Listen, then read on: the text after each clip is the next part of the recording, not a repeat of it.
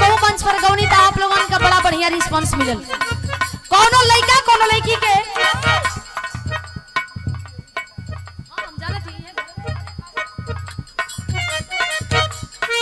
कोनो लड़का कोनो लड़की के देख के कहता कि ये धन मान जैतू, लड़की कहती है कि दूरे रहो। बताओ ता लड़का का कहता?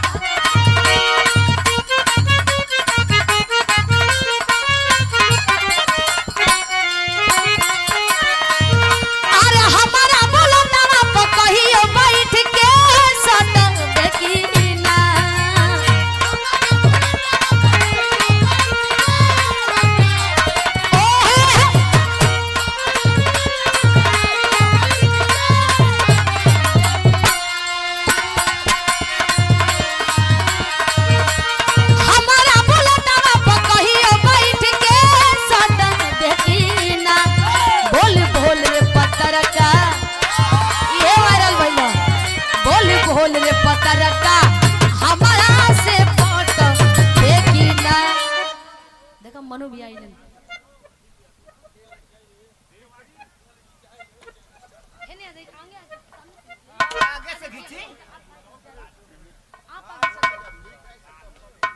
ये हमारे मनु भैया सोनू घाट दुबौली है। दुबौली से सोनू भैया के छोट भाई मनु भैया बड़ा स्नेह, बड़ा प्यार, बड़ा आशीर्वाद मिलल। ये पुनः मनु भैया के द्वारा सुंदर पुष्पहार 500 रुपया देकर के आशीर्वाद दिया गया। बहुत बहुत प्रणाम बा। सकल पंच के प्रणाम पहुंचे, आशीर्वाद की कामना हो। कौने बहा पदना भैया? अजीत यादव जी, गांधी यादव जी देवबारी से 100 रुपया दे के आशीर्वाद दिले बानी। बहुत बहुत प्रणाम बा, आशीर्वाद की कामना बा। लग जा कैसे हमारा कहियो बैठ के सोता देखी ना,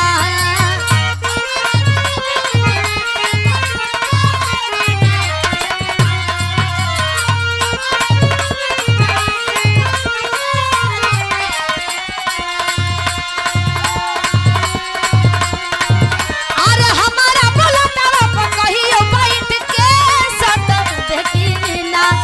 बोल बोल रे पत्थर का,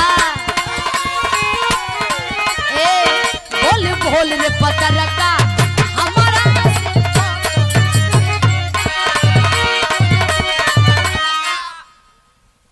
ओ मां तो कॉल रही, लेकिन चिढ़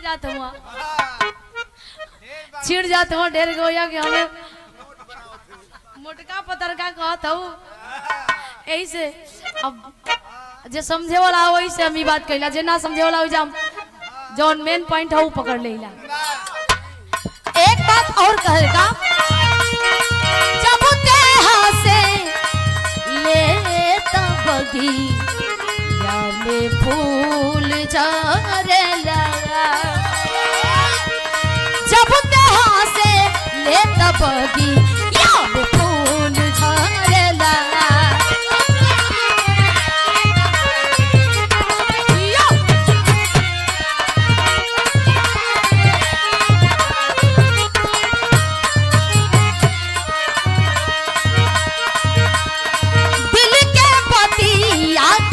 के आसमान करेला,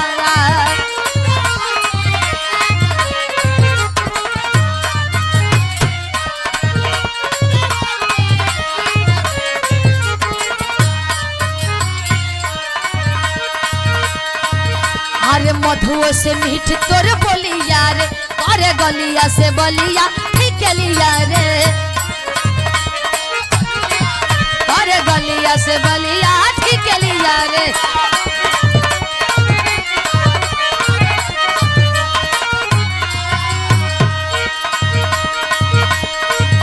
अरे मधुओ से मीठ तोर बोलिया रे, अरे गलिया से बलिया ठीक लिया रे, अरे नमवा के हमारा रतनवा तू कहिया ले रट देखी ना,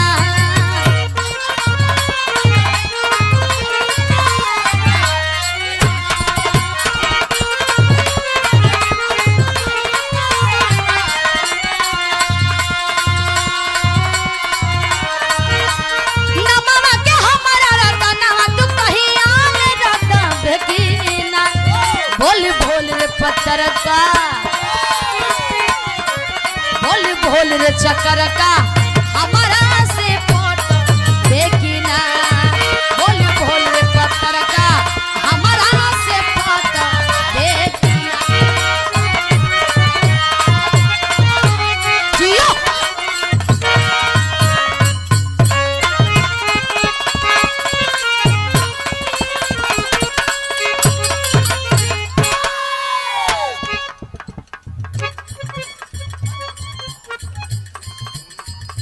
और हमारे बड़े भैया सम्मानित राजकुमार यादव जी, मन्नू सिंह भैया, बंटी सिंह भैया, ई भैया लोगन की ओर से आशीर्वाद दिल के 500 रुपया बहुत बहुत धन्यवाद बा भैया लोगन के। सकल पंच के प्रणाम पहुंचे, आशीर्वाद की कामना हो।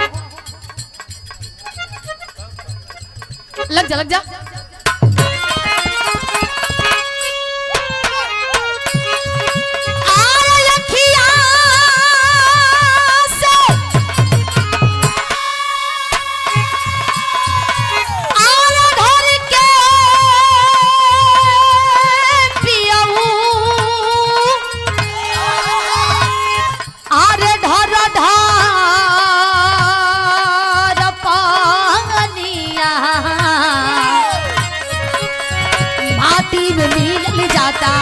मटिये में मिल जाता जवानिया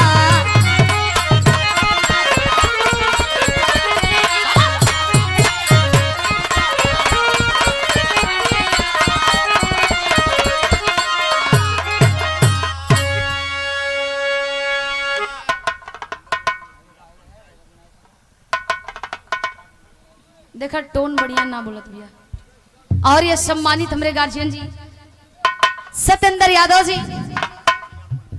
जिला पंचायत सदस्य बनी, जिला पंचायत सदस्य बनी कि अच्छा जिला पंचायत बानी,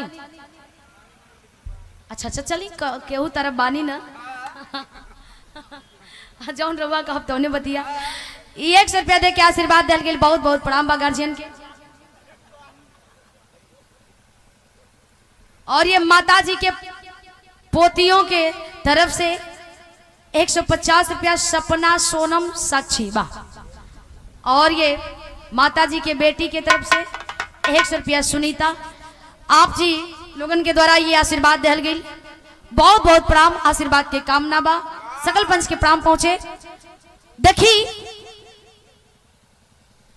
लोग बियाह में जाला तो स्यारा गावेला, आते रही में जाला तो निर्गुण गावेला, बरही में जाला तो सोहर गावेला। काहे कि जहाँ जवन माहौल होला वहाँ वैसन गावे के चाहिए। हंसुआ के ब्याह में खुरपी का गीत गवाई तो ना निक लगी।